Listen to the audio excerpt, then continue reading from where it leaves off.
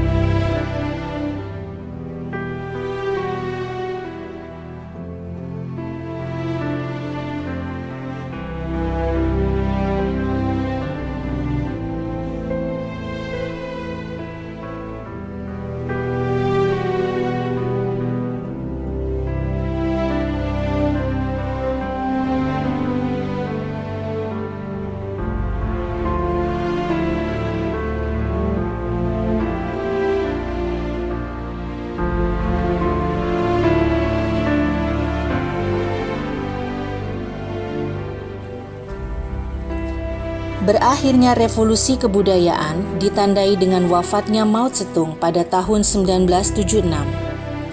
Sejak berakhirnya revolusi, perdebatan mengenai hubungan antara sastra dan persoalan-persoalan politik menjadi semakin menguat.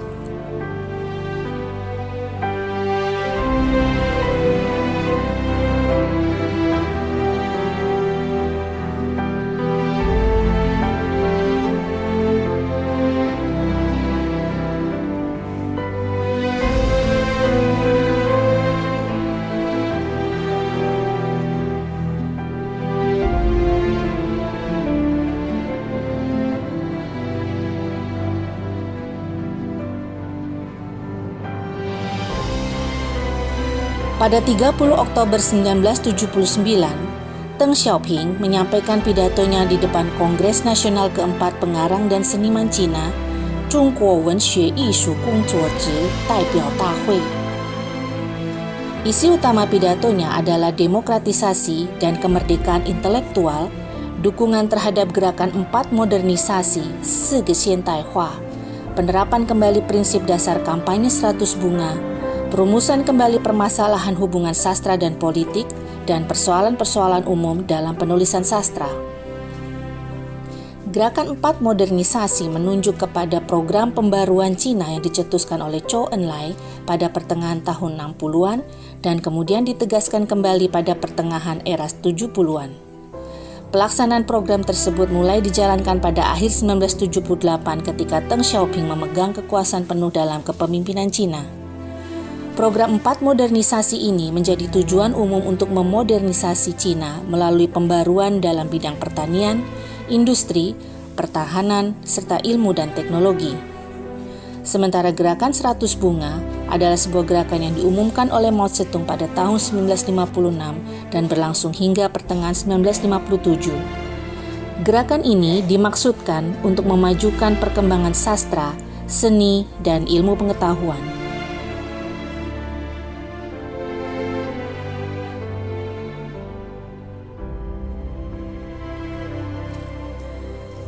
Era sastra baru di Cina diwarnai dengan perdebatan mengenai apa yang disebut Paolu Wenxue, Literature of Exposure atau sastra pemaparan, yaitu sebuah istilah sastra yang banyak mengungkap sisi gelap sebuah peristiwa sejarah besar.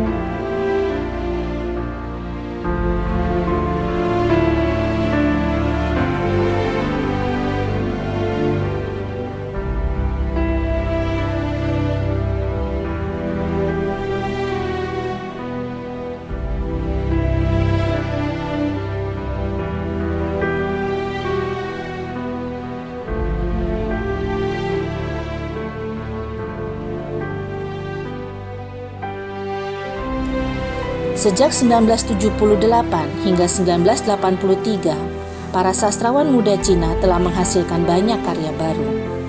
Karya-karya mereka melukiskan berbagai peristiwa yang terjadi selama revolusi kebudayaan dan mengungkapkan penderitaan fisik dan batin yang dialami masyarakat Cina sebagai akibat penyalahgunaan kekuasaan oleh apa yang dinamakan kelompok 4 atau Sirenpang. Karya-karya ini oleh para kritikus Cina disebut dengan istilah sastra luka atau Shanghen Wenxue dan pada umumnya dikategorikan sebagai sastra realis baru, Xinxianshi Zhuyi Wenxue. Istilah sastra luka diambil dari judul cerpen karya Lu Xinhua berjudul Shanghen. Istilah sastra luka merujuk pada karya-karya yang memaparkan tragedi kehidupan semasa revolusi kebudayaan. Selain cerpen Shanghen karya Lu Xinhua, karya sastra utama era sastra luka adalah cerpen Pan Zhuren karya Liu Xinwu. Munculnya karya-karya sastra luka menandai suatu tahap baru dalam perkembangan kesusastraan modern Cina. Namun demikian, selain karya-karya yang masuk dalam kategori sastra luka, muncul pula beberapa karya yang bermaksud melancarkan kritik terhadap sastra luka sebagai bagian dari kampanye melawan liberalisme borjuis. Sementara pembahasan tentang sastra luka sedang berlangsung, karya-karya baru dari jenis yang lain terus bermunculan. Hal ini tidak terlepas dari arus deras masuknya gagasan-gagasan yang dianggap garda depan dan metode-metode sastra terbaru dari Barat. Para sastrawan Cina mulai melakukan berbagai eksperimen dengan bahasa dan teknik baru yang memanfaatkan strategi puitik, mulai menelusuri permasalahan psikologis yang terdalam demi mengaburkan pesan-pesan yang konkret ketika seorang sastrawan ingin mengulas persoalan politik. Perdebatan tentang modernisme dalam sastra pun mulai terbuka. Perdebatan ini berlangsung hingga 1983. Selama perdebatan berlangsung, fiksi arus kesadaran, Yi Shi Liu Xiaoshuo, dan puisi gelap, Meng Lung Shi, muncul dan menjadi ragam sastra yang paling banyak dibicarakan. Karakteristik fiksi arus kesadaran adalah metode penulisannya bergaya montase, konstruksi yang tidak kronologis, menampilkan monolog-monolog interior di mana penceritaan orang ketiga bisa tiba-tiba beralih ke orang pertama. Susunan pengisahan berbagai peristiwa tidak dirangkai dalam urutan kronologis, melainkan melompat-lompat dalam waktu dan ruang. Penjajaran peristiwa dan unsur kisahan lainnya menghasilkan citraan yang putus-putus, tidak teratur, dan bergerak cepat. Sedangkan puisi menglung berarti puisi yang gelap, samar, atau ambigu. Puisi ini kaya akan berbagai asosiasi. Kegelapan bisa disengaja atau tidak disengaja. Dalam sastra, kata ini biasanya ditandai dengan penggunaan gaya eliptik, metafor, alusi, dan referensi-referensi aneh, bentuk tipografis, bahasa arkaik atau bahasa yang berbunga-bunga, serta citraan dan simbol pribadi. Puisi gelap adalah sajak yang maknanya tersembunyi dan sukar untuk dipahami. Ia mungkin menyajikan makna yang bertingkat-tingkat, keruwetan dan kerumitan pemikiran, atau bahkan ketiadaan makna sama sekali. Di dalam kebanyakan novelnya, Wang Meng mencoba menyaring pelukisan dunia luar melalui kesadaran protagonis. Penggunaan struktur tanpa alur yang menandakan perpindahan dari pengisahan yang berpusat pada alur ke pengisahan yang berpusat pada tokoh, serta menempatkan penyajian kehidupan psikologis para tokohnya di latar depan. Wang Meng menyatakan bahwa metode arus kesadaran yang ia gunakan untuk melukiskan perasaan-perasaan dan gerak pikiran dalam karya fiksinya sebenarnya tidak absurd dan juga bukan tanpa dasar, serta juga tidak perlu dianggap sebagai kemerosotan, rendah sifatnya, atau idealistis. Wang Meng menyimpulkan bahwa arus kesadaran Cina bukanlah arus kesadaran yang mendorong rakyat untuk melarikan diri dari kenyataan melalui lamunan. Arus kesadaran lebih merupakan perasaan diri yang sehat dan kuat yang mendorong rakyat untuk menghadapi baik dunia objektif maupun dunia subjektif dan untuk mencintai kehidupan dan mencintai jiwa manusia.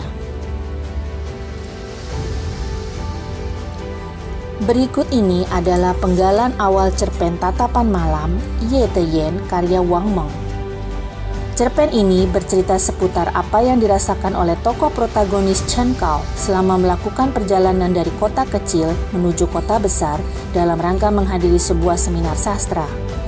Gaya bahasa yang digunakan dalam cerpen ini sederhana, namun mengandung makna konotatif. Beberapa bagiannya menampilkan keengganan politis penulisnya seperti yang diperlihatkan dalam ungkapan kecintaan tokoh Chen Cao terhadap kesederhanaan di kota kecilnya, serta rasa ketidaksukaannya dengan kehidupan di kota besar.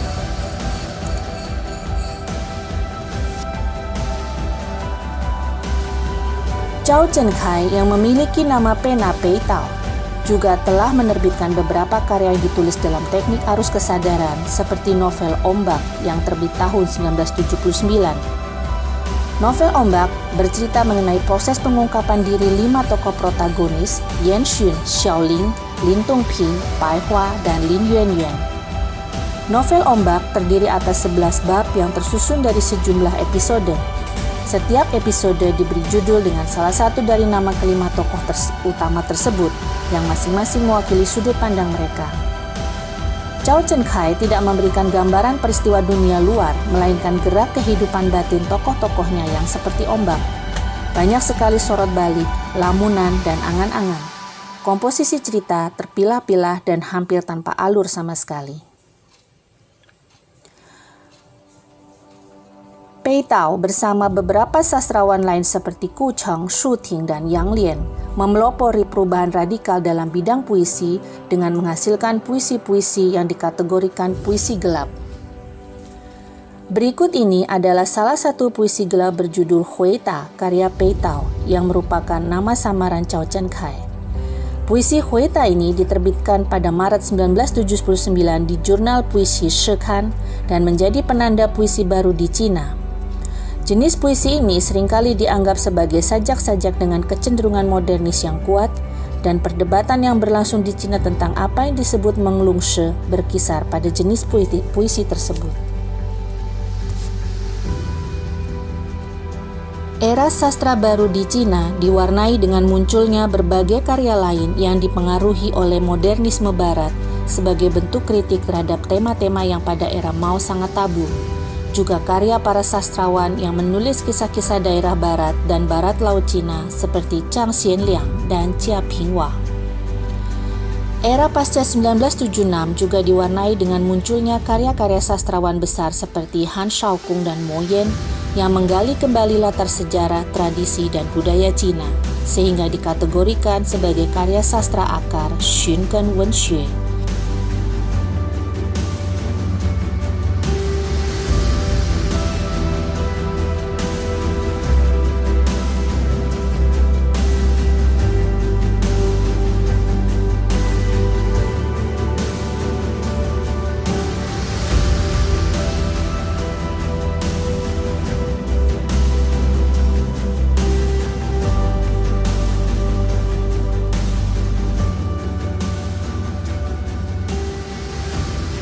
Sementara itu, peristiwa Tiananmen menjadi insiden sejarah besar lainnya yang dialami oleh Cina pasca 1976.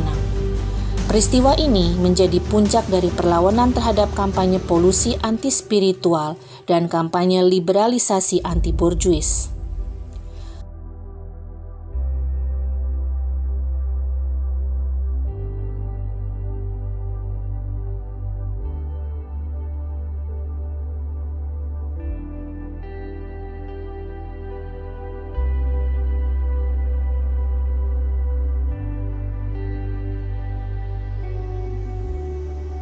Sejak era 1990-an, karakteristik sastra yang muncul adalah gaya penulisan avant-garde atau Xianfeng Wenxue. Para sastrawan avant-garde dengan kesadaran diri yang sangat kuat berdasarkan prinsip inovasi berkelanjutan, melanggar norma dan tradisi yang telah umum dalam karya sastra, menciptakan bentuk dan gaya seni baru dengan memperkenalkan subjek cerita yang semula diabaikan dan tabu untuk ditampilkan. Tujuan karya-karya avant-garde ini adalah untuk menantang tradisi, dogma, dan kepercayaan budaya lama. Novel gaya avant-garde juga berkaitan dengan novel sejarah baru, di mana karya-karya eksperimental modernis ini fokus pada nasib individu dan keluarga yang terabaikan menggunakan latar sejarah Cina sejak awal abad ke-20. Novel sejarah baru penuh dengan simbolisme, tetapi tidak secara langsung mengungkap peristiwa sejarah besar. Mereka tidak menempa etos epik yang umum pada novel-novel sejarah era 1950-an dan 1960-an. Beberapa penulis terkemuka pada kategori ini diantaranya adalah Yu Hua dengan novel berjudul To Live atau Hoarder tahun 1993, Su Tong dalam novela berjudul Wives and Concubines Qi Jie Cheng Qun 1990 yang kemudian diadaptasi menjadi film Raised Red Lantern karya sutradara Zhang Yimou tahun 1991. Kemudian ada juga Ke Fei dalam novel berjudul Peach Blossom Paradise Ren Mian Tao Hua tahun 2004 dan Liu Zhenyun dengan novel Someone to Talk to Yi Ju Ding Yi Wan Ju yang memenangkan penghargaan Mountain Literature Prize tahun 2011.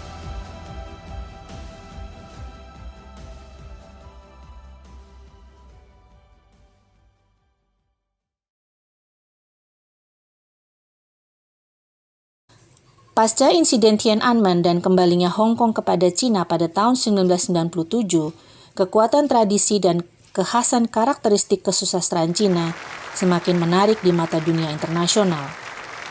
Hal ini ditunjukkan dengan pemberian hadiah Nobel bidang sastra untuk Mo Yan dan Cao Xingjian. Distinguished guests, ladies and gentlemen, I should like on behalf of Her Majesty the Queen and of the entire British people1997